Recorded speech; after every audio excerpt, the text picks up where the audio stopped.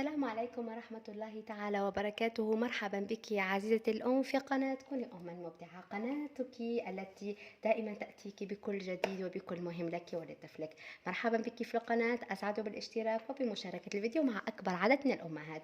موضوع اليوم عزيزتي هو السعال نعم، خصوصا نحن في فترة انتقالية بين الفصول. السعال يكون عرض من الأعراض المزعجة للأم وللطفل كذلك. جئتك اليوم بوصفة رائعة تقليدية وطبيعية 100% من 3 مكونات فقط: زيت زيتون، عسل وليمون قارص. زيت زيتون، عسل وليمون. تضعين المكونات بنفس الكمية ثم نقوم بتسخينها قليلا ونقدمها للطفل الصغير 4 مرات يوميا.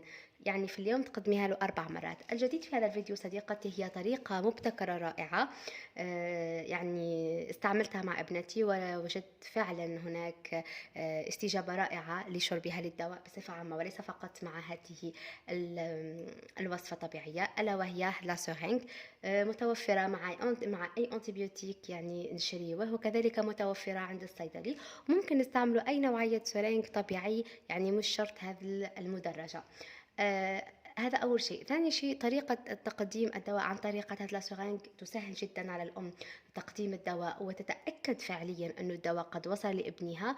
لكن احنا نعطيك الطريقة الصحيحة كيف تمديها بها لابنك. أول شيء ما تمديهالوش بطريقة يعني مباشرة في الفم. الطفل راح يرفضها بلسانه وراح يتعبك. راح تميليها نوعا ما نحو اليمين ولا نوعا ما نحو اليسار. يعني كيف راح تمديها له هكا ولا هكا، ماشي يعني مباشرة يعني يعني يروح ديريكتومون البلعوم تاعو. هكا الطفل ممكن يختنق وممكن يرفض لك هذا النوع. عزيزتي، هذه الوصفة رائعة، أتمنى الشفاء لكل أطفال الصغار. والسعال هو مظهر وهو عارض من عوارض حساسية الصدر اللي راهي منتشرة بزاف في الأوقات اللي تكون خاصة بفصل الربيع اللي رانا نشهدوه حاليا. أتمنى الصحة والعافية لك ولأبنائك جميعا، وإلى اللقاء.